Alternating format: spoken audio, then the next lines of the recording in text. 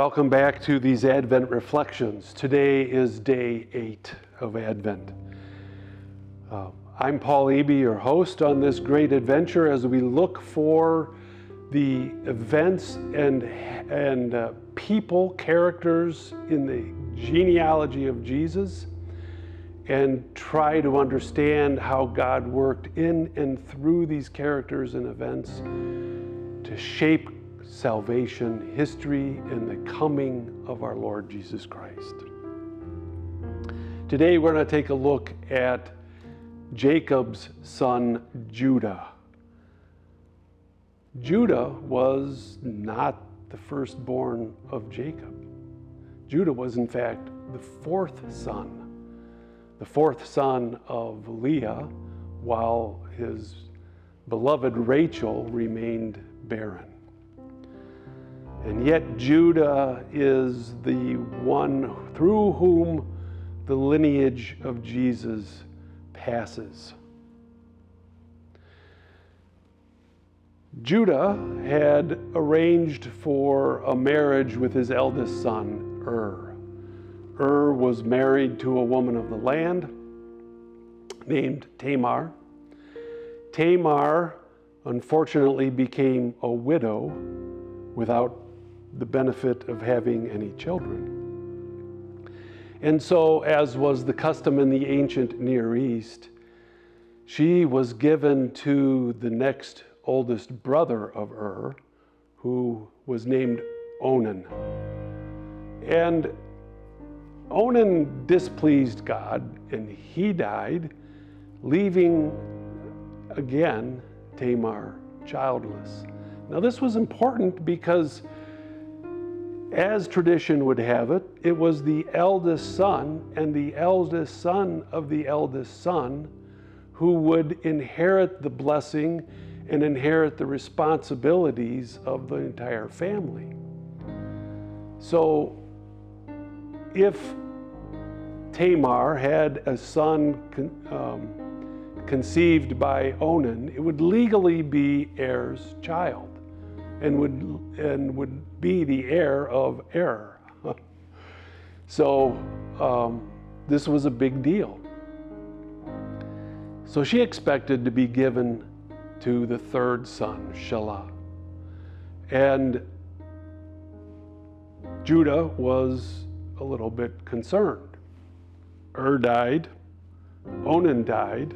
I only have one more son, Shelah, and I don't want him to die because, then I would have no heir at all. And so he delayed. He sent Tamar back to her father and said, "Wait until Shelah comes of age, and then you may have him." Well, time went on. Shelah grew older, and still Tamar wasn't given to him.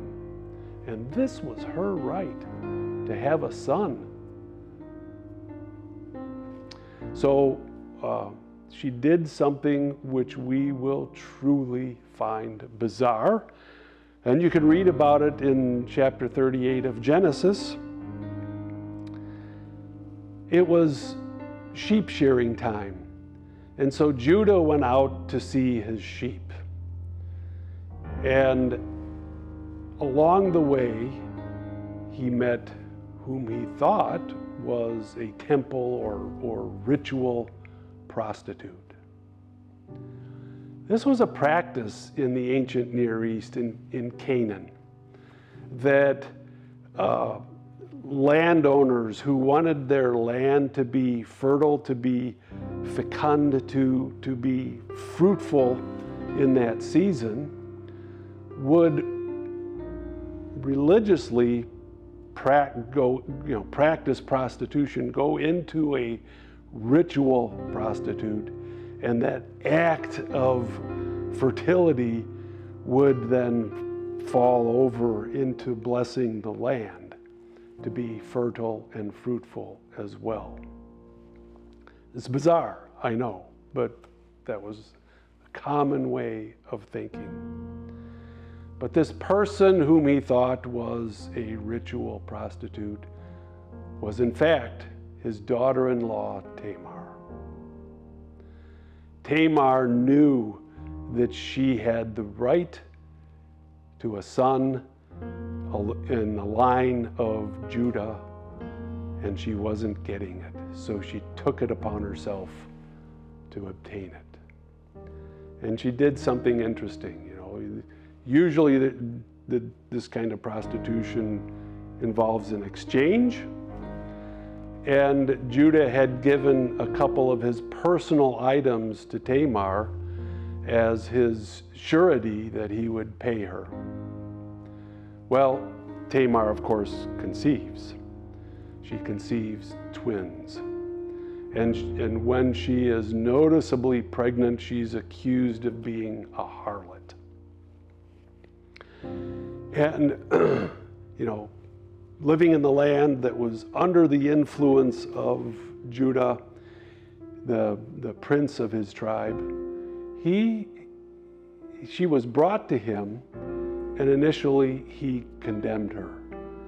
And she said, "But wait, my lord, here are these things I brought to you in surety." And in effect, she's reminding him that he had the duty to provide for her a son who would be heir to the Judahite family.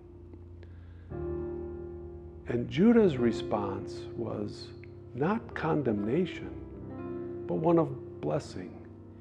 He said, "She is more righteous than I am because she saw what was her due, and I failed to give it to her." Wow.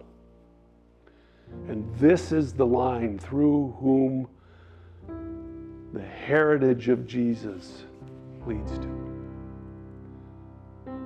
It's kind of mind-boggling, isn't it?